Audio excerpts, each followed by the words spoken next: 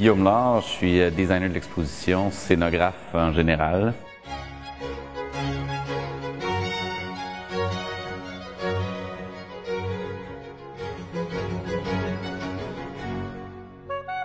Ça dépend à chaque fois du projet. C'est-à-dire quand je fais de la scène, j'ai vraiment, comme disons, pour le cirque ou pour le théâtre, j'ai une manière peut-être plus définie d'aborder les projets. Mais ici, au Musée des Beaux-Arts, il y a une manière aussi de faire. Donc, comme c'est la première fois que je travaille ici, mais je me suis plutôt, attelé avec l'équipe. Puis j'ai suivi un peu le processus qui était installé ici, plus que le mien.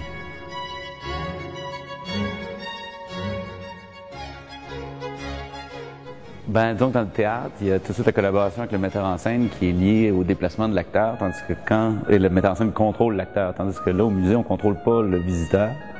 Donc le parcours, il faut qu'il soit peut-être instinctif. Au lieu au théâtre, on peut toujours manipuler un peu donc tout est lié à la mise en scène, tandis que là, on a un comédien qui est le spectateur, qui est le visiteur, qui est libre. Donc il faut comme créer quelque chose d'assez limpide dès le départ.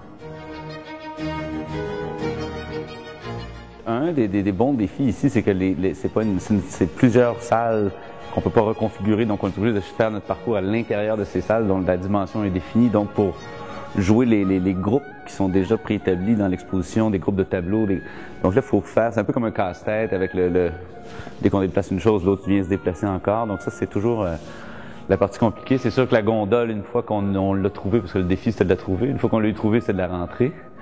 Une fois qu'on l'a eu rentrée, c'est où on la met, parce que c'est quand même une exposition sur des tableaux, sur des œuvres d'art. La gondole est là pour juste appuyer. Donc on a finalement trouvé une petite manière,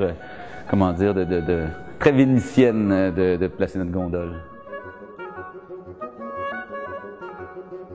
Moi, je dirais que toute la partie de procession, on démarre l'exposition avec ça, puis je pense que c'est là où on a le feeling de cette époque-là, de ce Venise-là, puis on l'a tout de suite en entrant.